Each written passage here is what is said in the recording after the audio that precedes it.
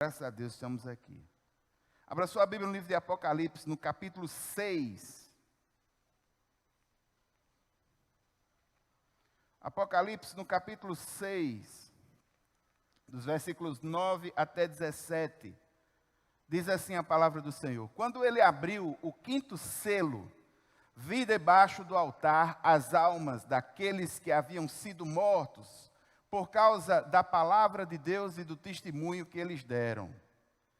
Eles clamavam em alta voz: Até quando, ó soberano, santo e verdadeiro, esperarás para julgar os habitantes da terra e vingar o nosso sangue?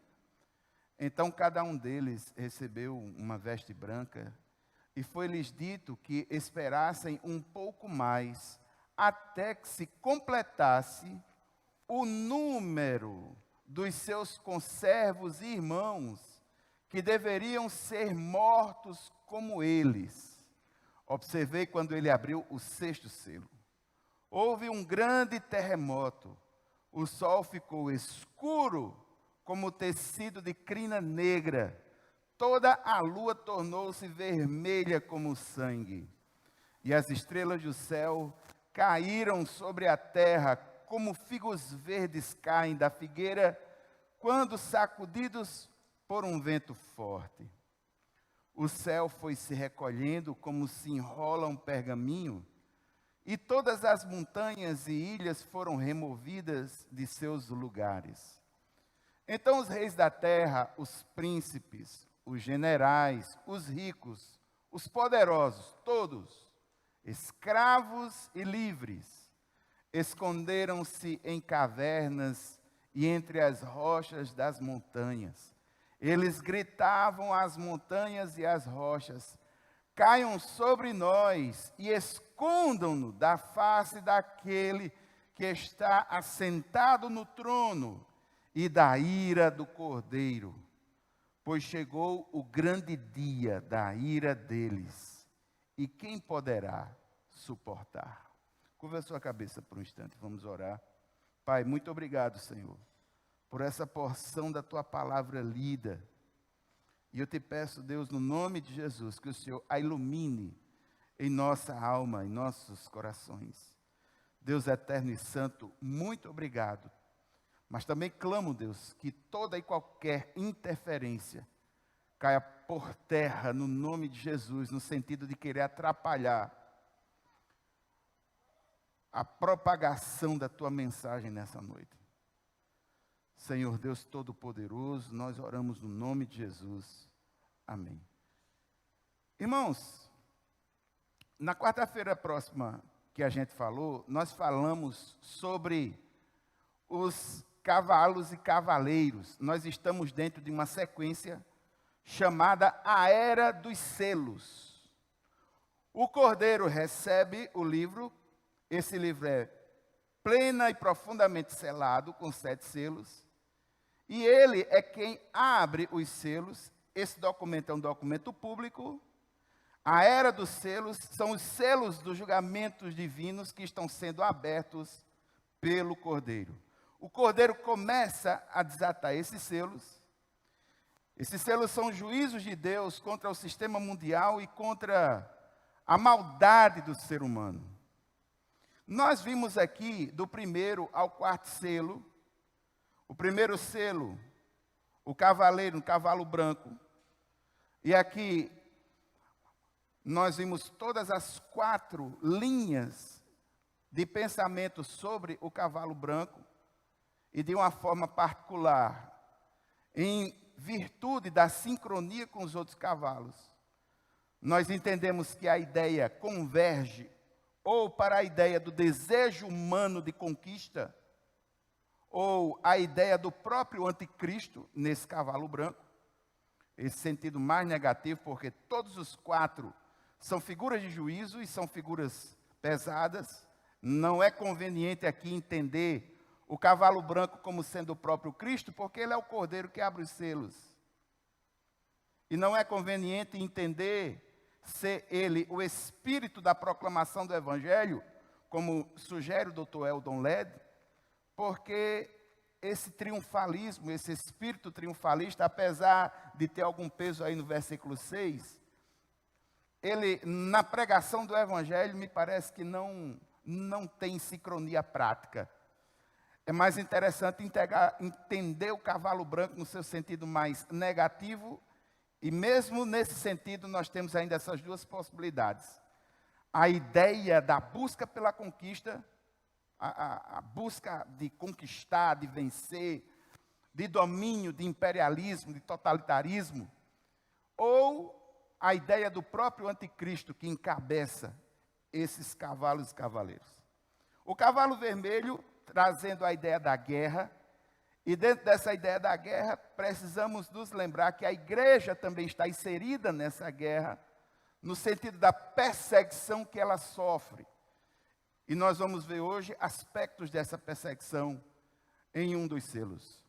Nós vimos também o terceiro selo, o cavalo preto, que é a ideia da pobreza, da escassez e da fome. Muito embora, de acordo com o doutor pastor Hernandes Dias Lopes, há também a possibilidade de vermos que algumas pessoas ainda se aproveitariam de um momento tão difícil, em virtude de uma expressão que é utilizada de não mexer no azeite, nem mexer no vinho. É possível que essa expressão fale sobre isso.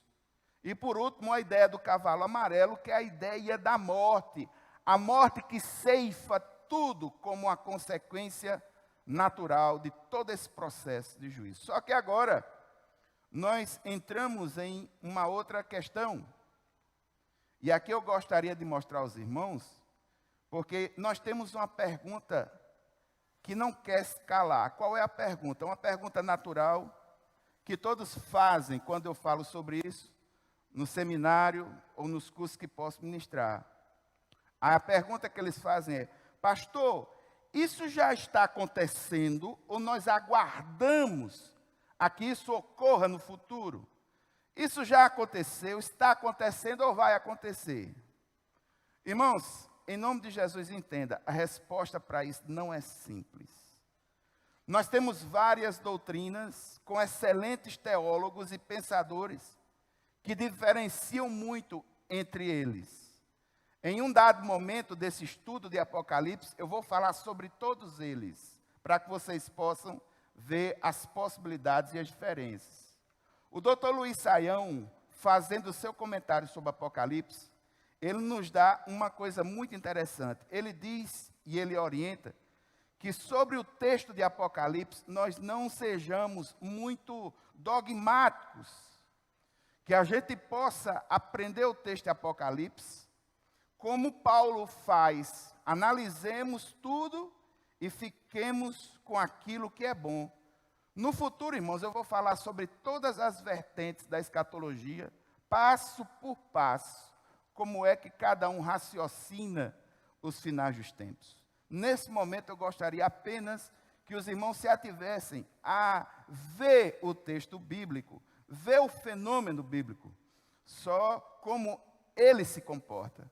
E aqui nós temos um gráfico, por quê?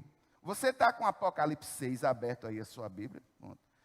Aí começa um ciclo de juízos.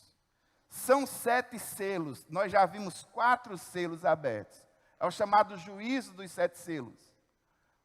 Os 4 cavaleiros, hoje nós vamos ver os 5 e os 6. Só que ocorre uma coisa interessante, quando chega no 7º selo, que a gente pensa que encerra tudo, não encerra. Existe um outro juízo de Deus. Vá para um pouquinho para frente aí na sua Bíblia. Vá para o capítulo 8. A partir do capítulo 8, começa uma outra sequência de juízos. E são 7 ordens de juízo. E os juízos da trombeta são muito interessantes, porque, em tese, no ato punitivo da ira de Deus, as 7 trombetas ainda são mais fortes do que os selos. E quando termina o juízo das trombetas, eu gostaria que você fosse mais para frente aí um pouquinho, chega até o capítulo 16 para você ver. Quando chega no capítulo 16, começa outra sequência de juízos de Deus, que são os juízos chamados juízos das taças, as 7 taças. Cada uma é aberta às taças da ira de Deus e coisas terríveis ocorrem.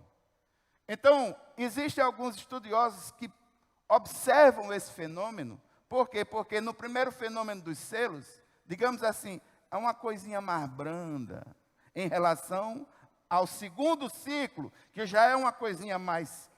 Aí quando chega nas taças, aí faz medo até ler. Os teólogos chamam essa sequência de juízos de paralelismo progressivo. E é possível que através desse paralelismo progressivo, o Senhor nos ensine pela sua revelação a que nós fiquemos sempre atentos à realidade que está ao nosso entorno. Então, você dizer assim, será que existem muitas coisas que você vai ver escrito nos textos apocalípticos, que você vai ter a nítida percepção que vai estar lendo o jornal do dia. Mas tem outras questões que você olha e diz assim, meu irmão, isso aqui é interessante, mas eu acho que não está acontecendo. Faz parte desse processo. Então, não se preocupe. Vamos primeiro ver o texto e depois nós vamos colocar os textos nos seus devidos contextos. Então, para começo de conversa, vamos ao clamor dos mártires, como nós temos hoje. O texto diz assim: quando ele abriu o 5º selo, eu vi debaixo do altar as almas daqueles que haviam sido mortos por causa da palavra de Deus e do testemunho que deram. Eles clamavam em alta voz: até quando, ó soberano, santo e verdadeiro, esperarás para julgar os habitantes da terra e vingar o nosso sangue?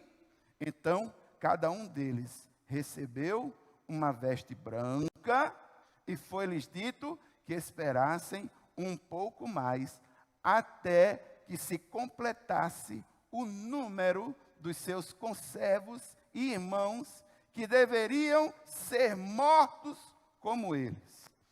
Irmãos, nós já vimos a abertura de 4 selos, cada selo um cavalo e um cavaleiro. Quando chega agora na abertura do 5º selo, a cena muda totalmente. Não existem mais julgamentos contra a humanidade perdida.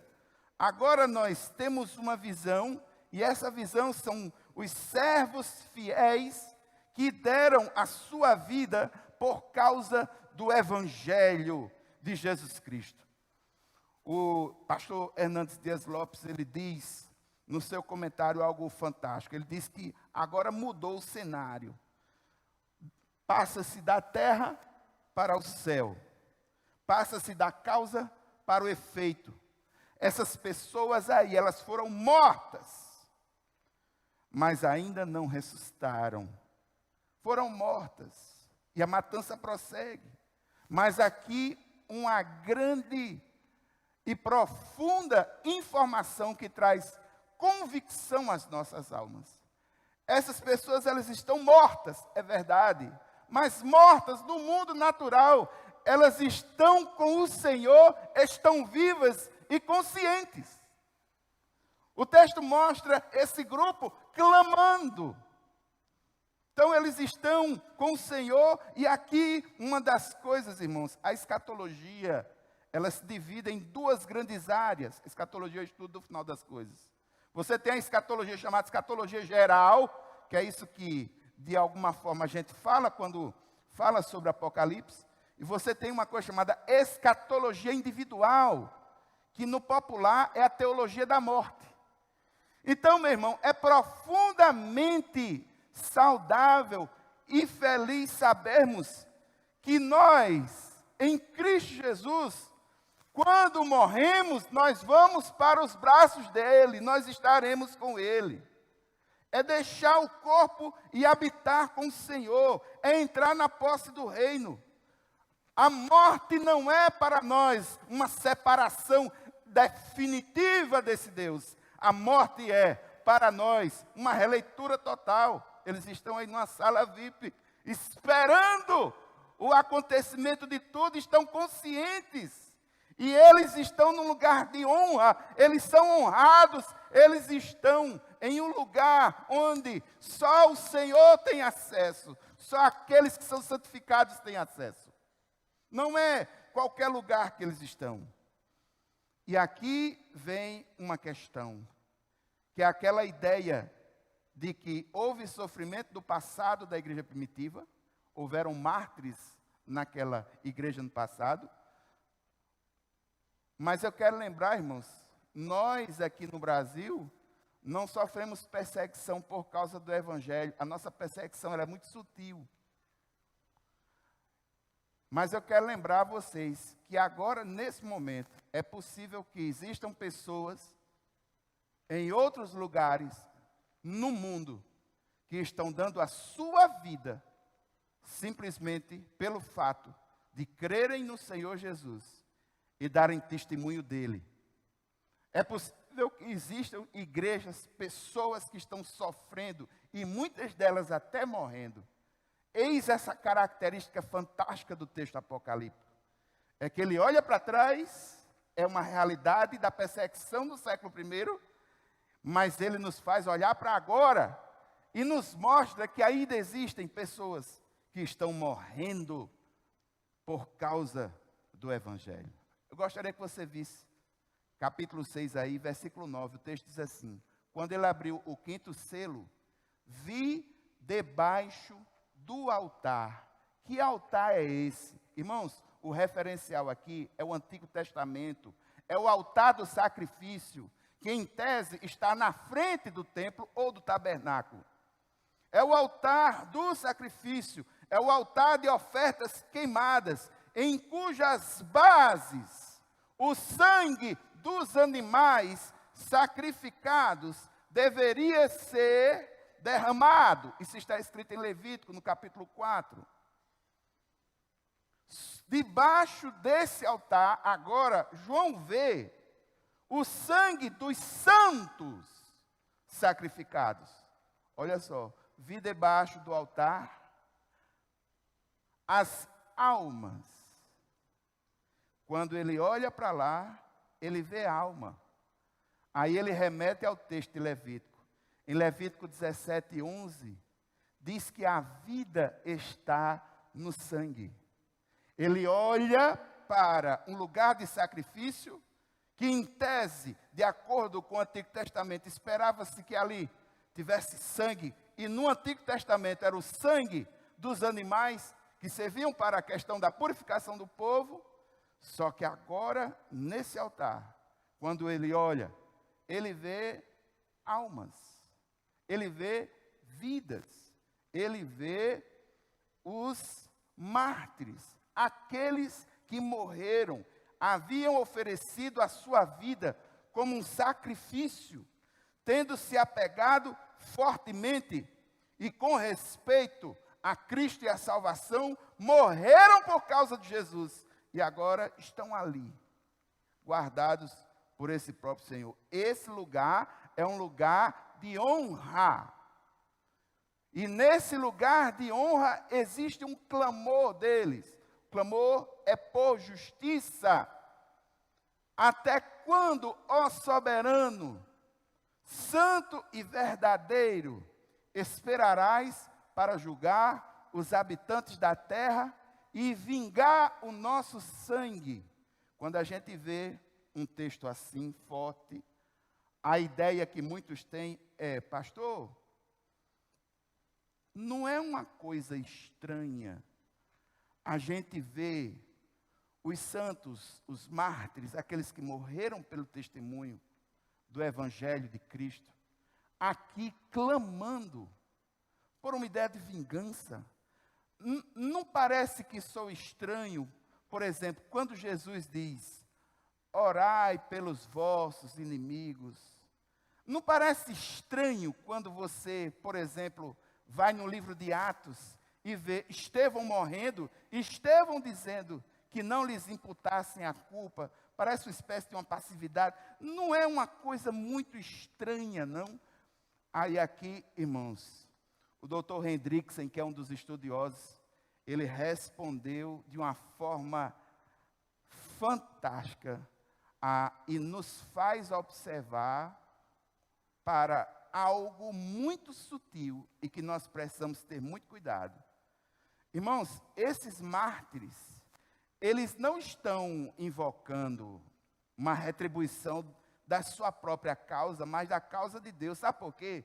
Porque esses santos foram sacrificados, porque eles colocaram as certezas da sua vida e a sua confiança no Senhor. Quando eles foram assassinados, na realidade, foi um ato de desprezo do assassino e do mundo para com o Deus desses mártires.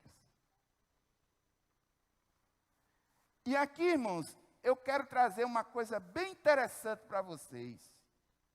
E que tem muito a ver com a mentalidade da sociedade líquida, sobretudo nessa construção de falso evangelho, que em muitos lugares a gente já começa a ver. Sabe o que é?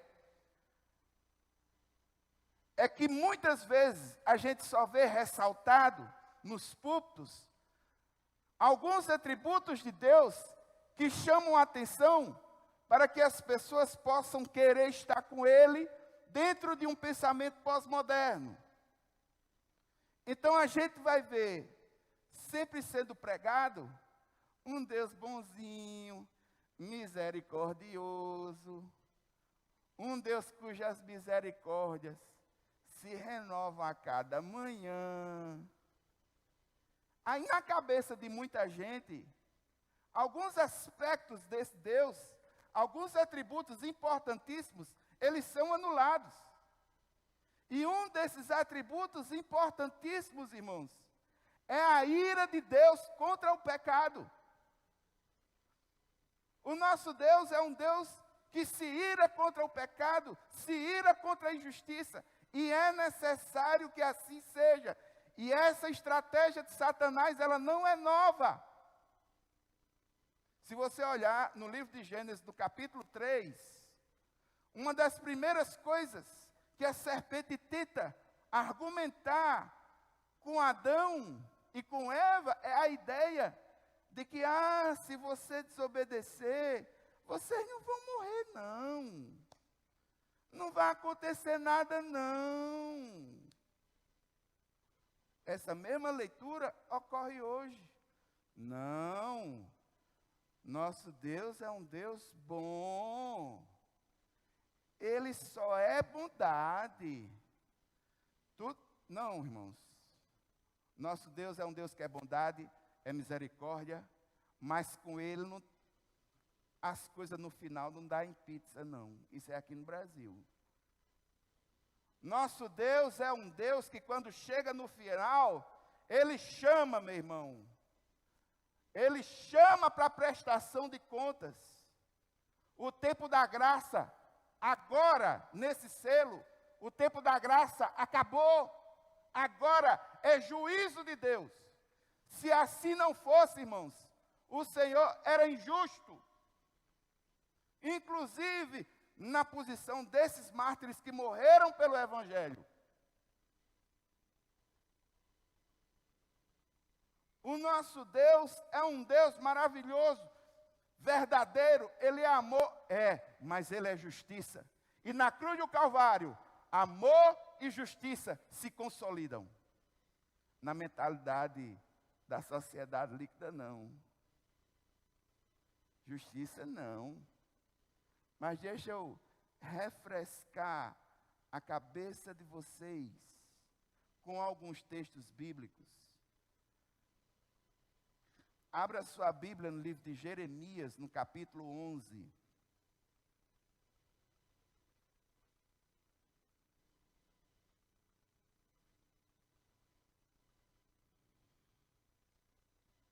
No versículo 20.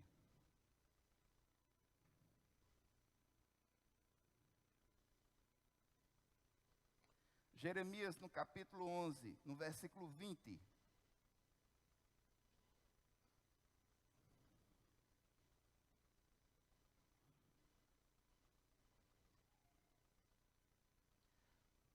quando Jeremias clama por justiça, olha como é que ele coloca a justiça que parte de Deus. Jeremias 11:20.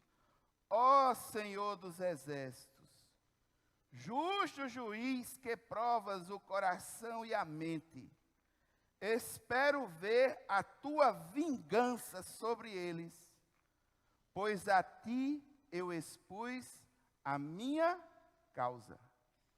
A vingança de quem? A ira de quem? De Deus. Vá um pouquinho aí, mais para frente no livro de Jeremias, capítulo 20.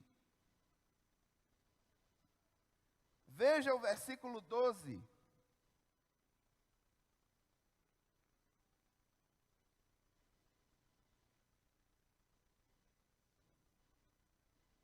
Jeremias 20, 12.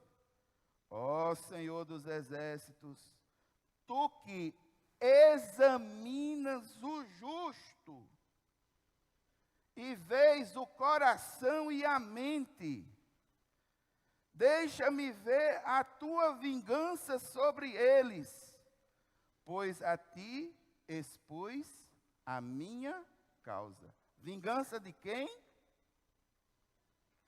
Abra sua Bíblia em Romanos, no capítulo 12, no versículo 19.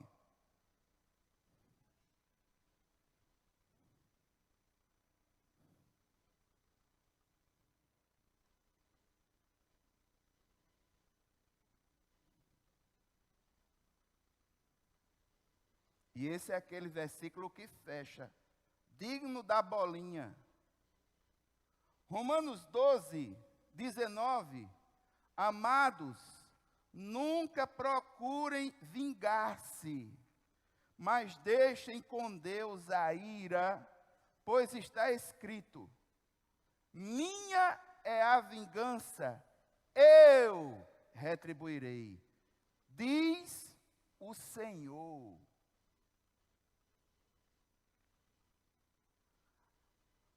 Aí você olha para mim e diz: e aí, pastor?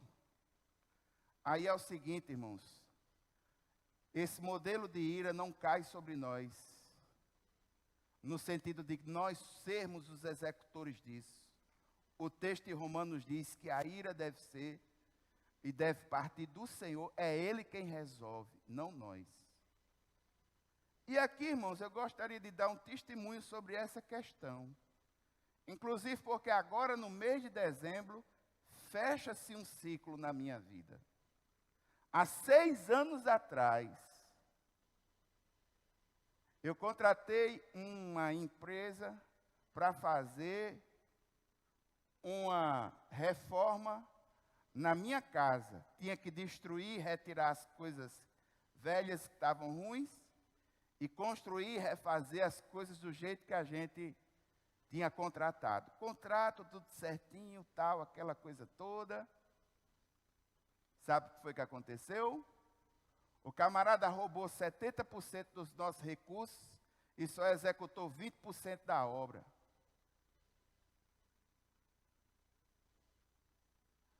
Sabe o que foi que isso gerou em mim? Isso gerou em mim um sentimento que aos homens não cabe. Cabe para Deus, mas para mim não, porque Ele sabe executar. Ele é soberano e quando Ele faz bem feito. Minha esposa sofreu, eu sofri. Sabe como era uma parte do meu sofrimento? Eu vou lhe dizer, irmãos, eu tenho um temperamento colérico. Eu sonhava passando com um carro por cima do cara que fez isso comigo e dos filhos dele.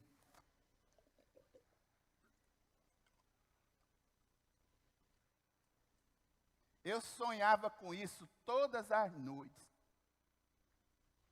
Eu sonhava, se eu encontrasse ele por aqui, em tese, o que é que eu poderia fazer? Eu poderia tocar fogo nele com álcool.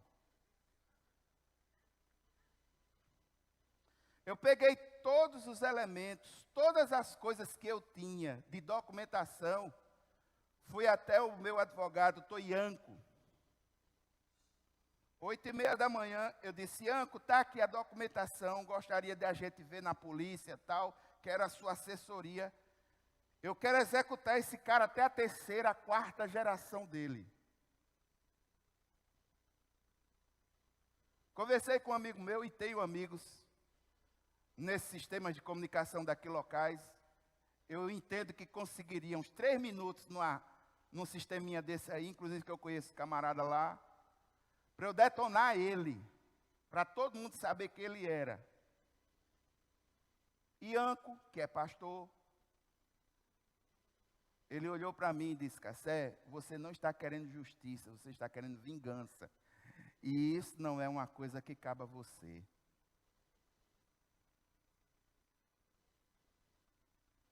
E ele orou comigo e ministrou no meu coração, para que toda aquela ira equivocada que estava no meu coração, porque era uma coisa que eu não tinha como executar, saísse para que eu pudesse ter uma liberdade maior na minha vida e eu pudesse respirar.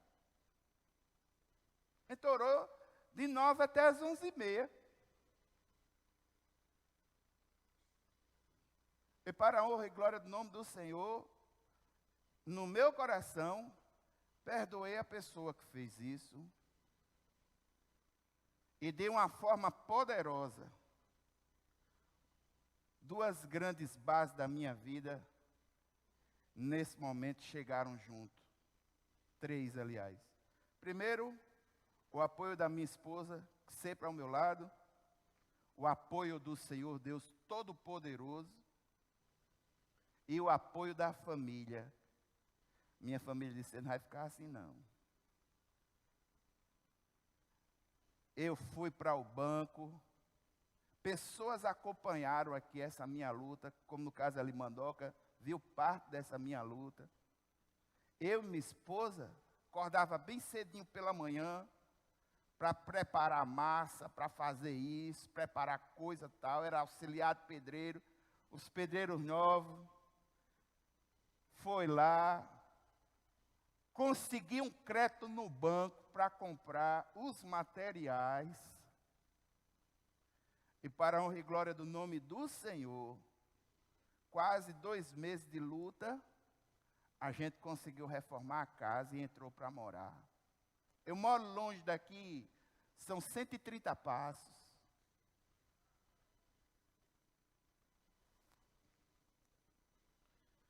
E para a honra e glória do nome do Senhor, irmãos, agora no mês de dezembro, eu encerro a última prestação, livre, quitado, livre. Irmãos, se o Senhor não vir com justiça no final, a vida não pode se transformar nessa pizza que a gente vê aqui no Brasil, onde nós temos a nítida impressão que as pessoas que fazem as coisas erradas, elas sempre são aquelas que tudo na vida dela dá certo, ou não.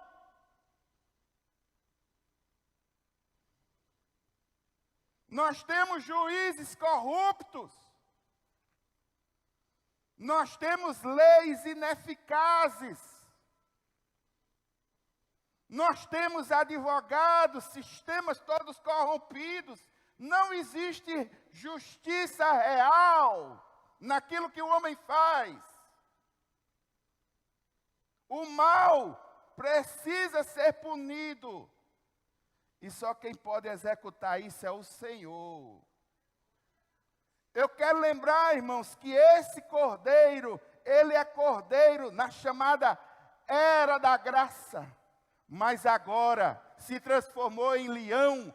A justiça que já foi julgada e vencida na cruz do Calvário, agora é execução de sentença. Não cabe recurso, aqui não tem segunda instância.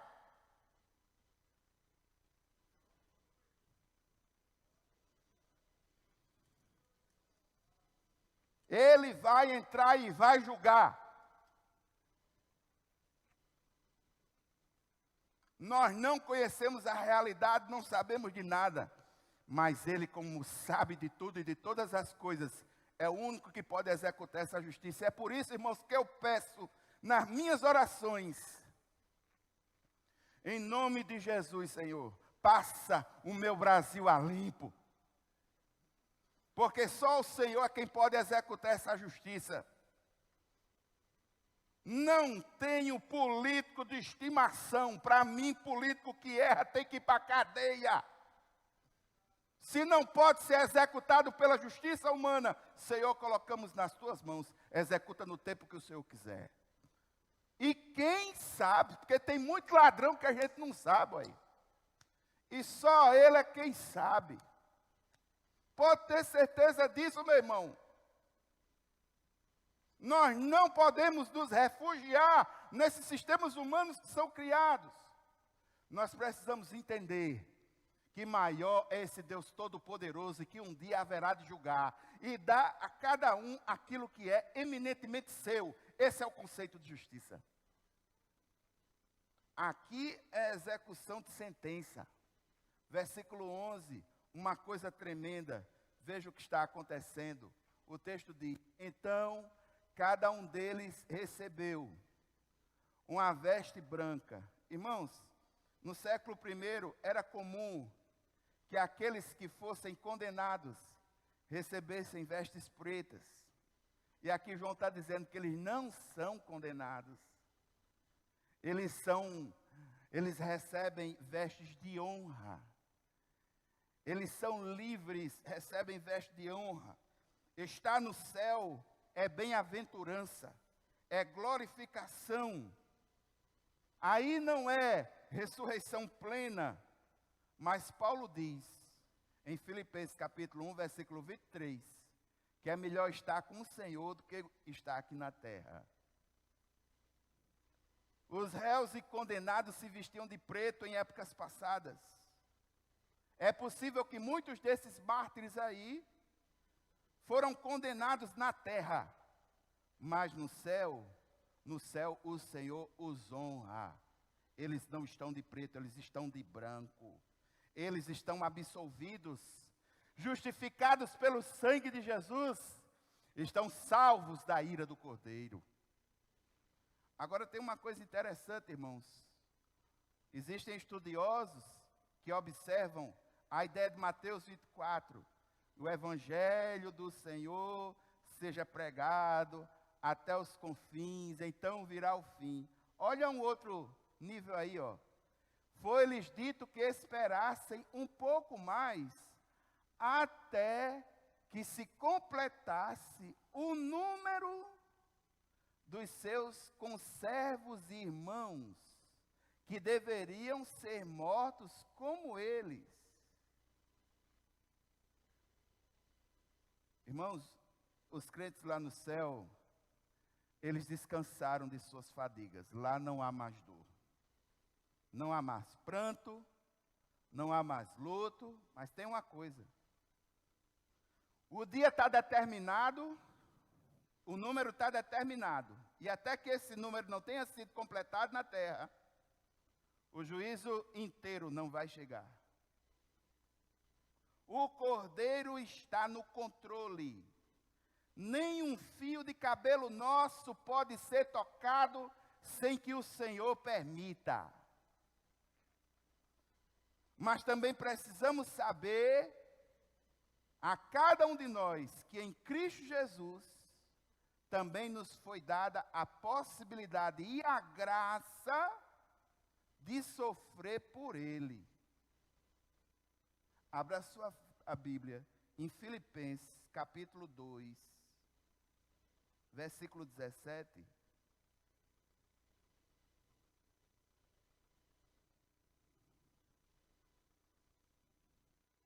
Olha a alegria que Paulo tinha em saber da possibilidade de ser morto por causa do Evangelho. Filipenses 2,17. Contudo, mesmo que eu esteja sendo derramado como oferta de bebida sobre o serviço que provém da fé que vocês têm, o sacrifício que oferecem a Deus, ou seja, Paulo está se colocando como um sacrifício de libação que é oferecido ao Senhor. Ele diz: estou alegre e me regozijo com todos vocês. Você podia cortar Paulo em pedacinhos assim, ó. Cada pedacinho daquele de Paulo dizia: é para a glória de Deus, é para a glória de Deus, é para a glória de Deus. Abra sua Bíblia aí, em 2 Timóteo, capítulo 4.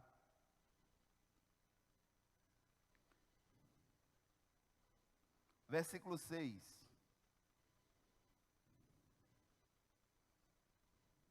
Paulo agora está no final da sua carreira, preso, na iminência de ser executado, se porventura nada lhes acontecesse desse momento. 2 Timóteo capítulo 4, versículo 6. Já estou sendo derramado como oferta de bebida, está próximo o tempo da minha partida. Versículo 7. Combati o bom combate, terminei a corrida, guardei a fé.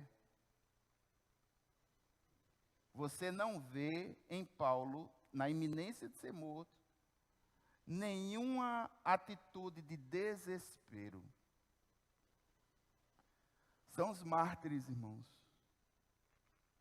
E eu gostaria de, nessa noite, refletir com os irmãos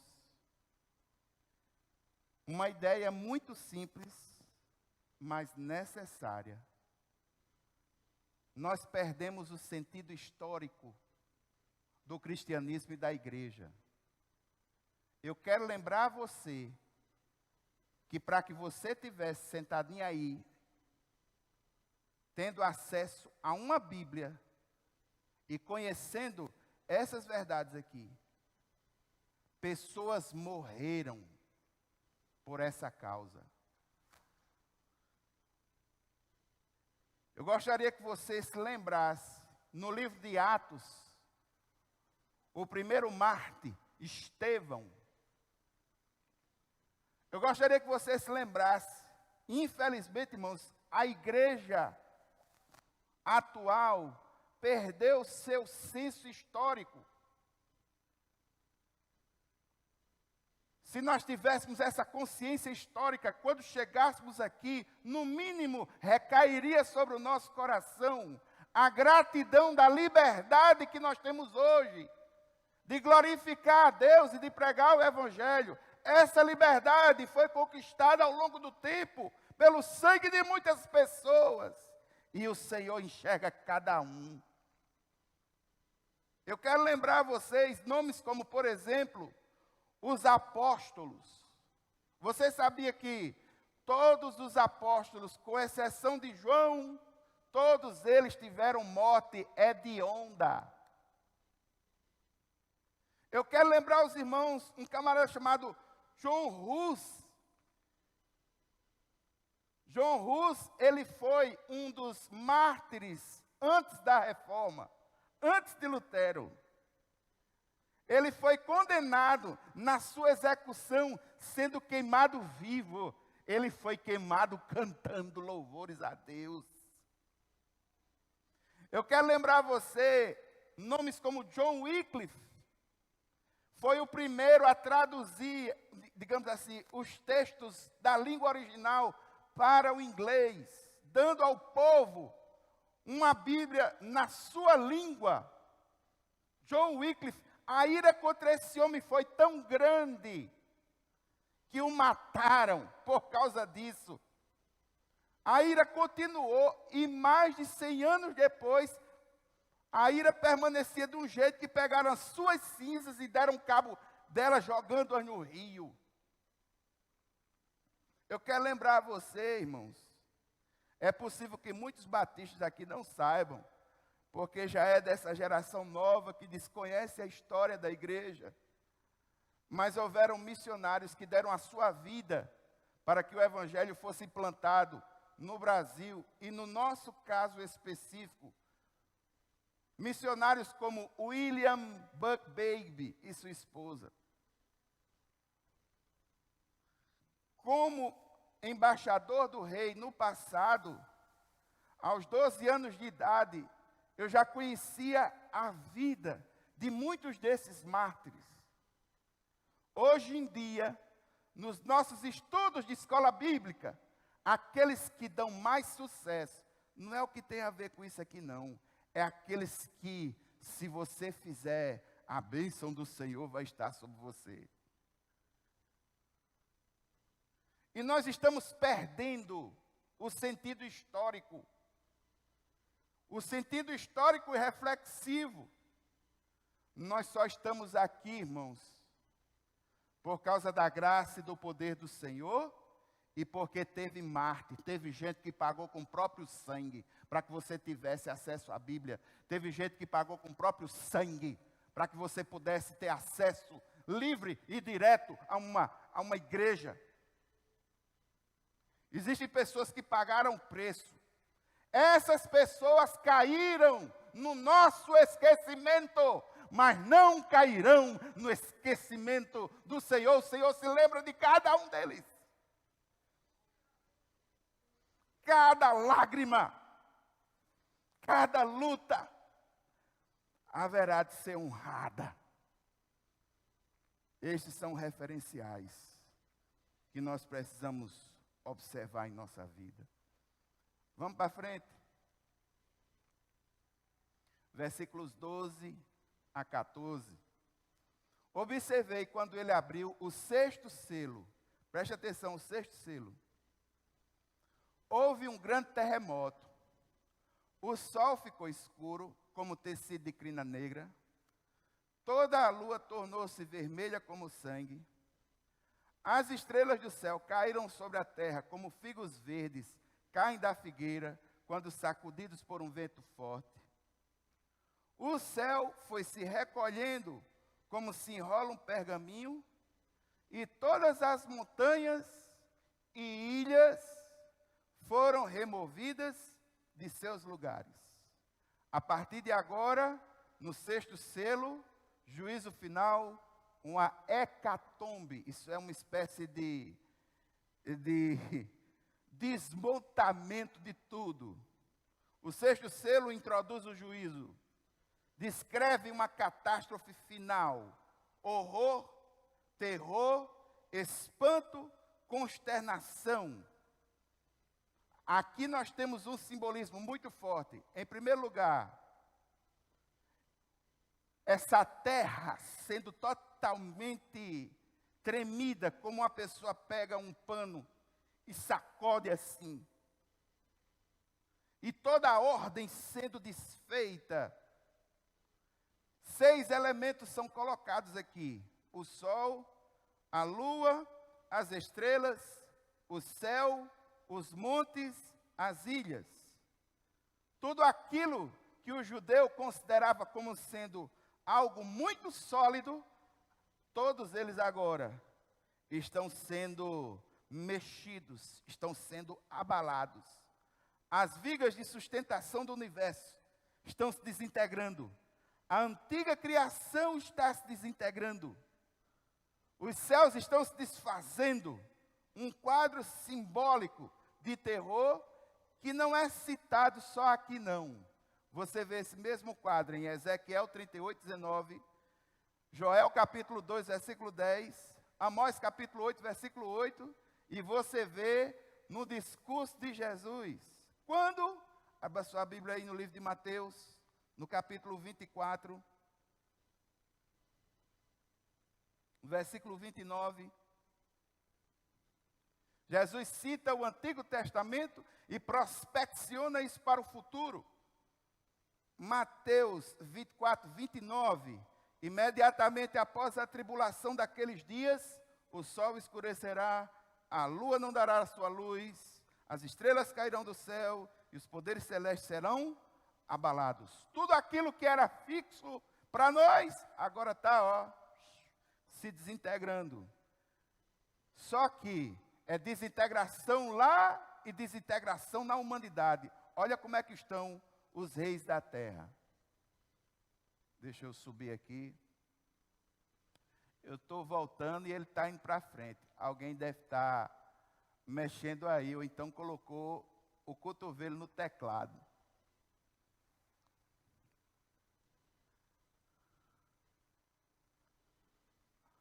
Ó, eu estou mexendo, ele está indo para frente. Olha o que é que acontece com os reis da terra. Os reis da terra, os príncipes, os generais, os ricos, que são os poderosos, todos eles, escravos e livres, esconderam-se em cavernas e entre as rochas da montanha. Eles gritavam às montanhas e às rochas. Veja como esse clamor é interessante. Preste atenção. Olha o que é que eles estão dizendo.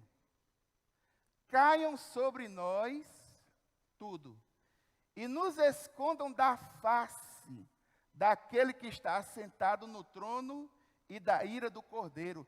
Eles não estão com medo do terremoto, da hecatombe, daquilo que está acontecendo. Eles estão com medo da ira de quem? Eles estão querendo se esconder. Porque essa é a reação natural de quem tem pecado. É se esconder. Isso lembra alguma coisa de vocês lá no livro de Gênesis? Não. Adão, onde é que tu estás? Chegou o pecado, cara, ó. Eles estão querendo se esconder, mas infelizmente tem como. E aqui, irmãos, para quem gosta de simetria, esse é o sexto selo. O texto fala em 6 coisas fixas que são abaladas e classifica o povo, a humanidade, em 6 classes distintas. Meia, meia, meia. Deixa para frente, mais para frente a gente vai falar sobre esse meia, meia, meia. Qual é a grande verdade que eu gostaria de encerrar nessa noite? Irmãos,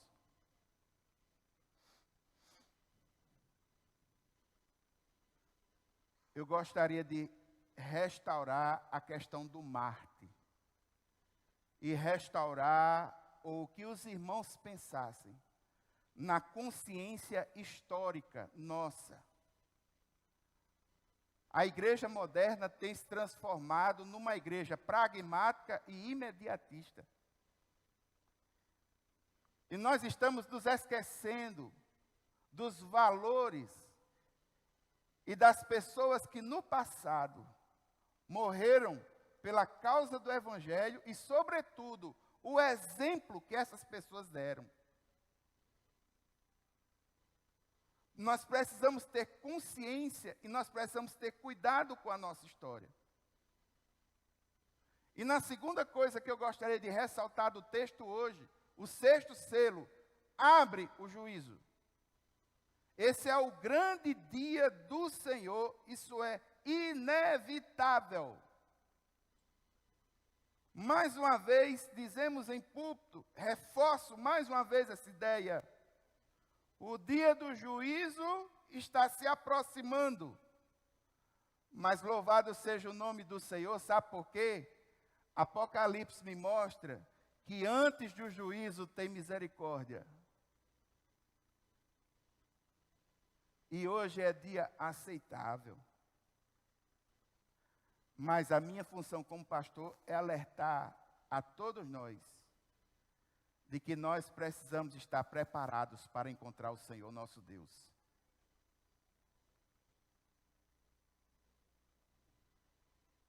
Dos mártires, para que você pense sobre a sua condição. Eu gostaria de fazer uma pergunta para que você pensasse, bem profundamente. Você está disposto a enfrentar perseguição, pobreza, espada, fome e até mesmo a própria morte, por amor a Jesus Cristo e por amor à palavra? Não quero que você responda para mim, eu só quero que você pense. quais são os verdadeiros valores que estão no teu coração e que te motivam a querer estar próximo do Senhor. Segunda pergunta. Mais dia ou menos dia, o Senhor se apresentará. Não é mais o Cordeiro da graça. Ele é o leão da justiça. E ele vindo como leão da justiça, o dia do Senhor, o grande dia do Senhor, será para você um dia de luz ou será para você um dia de trevas?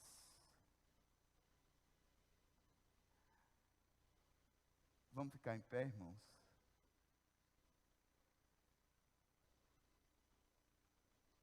Existem decisões que muitas vezes precisam ser tomadas. E essas decisões precisam ser tomadas em vida. Você está preparado, realmente preparado, para encontrar o Senhor teu Deus face a face? Ou você percebe que não está preparado e gostaria de entregar a sua vida ao Senhor nesta noite? Se há alguém que entende que precisa entregar a sua vida ao Senhor nesta noite, sem música, sem emocionalismo, como decisão consciente, eu pergunto, há alguém aqui que deseja entregar o seu coração para o Senhor Jesus nessa noite? Se há, eu convido a vir até aqui à frente, para que o pastor Tomás possa orar por você. Há alguém aqui que não quer estar no grande dia do Senhor, se encontrando com a ira do Cordeiro? Há alguém aqui que quer entregar a sua vida ao Senhor Jesus? Venha até aqui, para a gente interceder por você e juntos sairmos nessa caminhada. Louvado seja o nome do Senhor.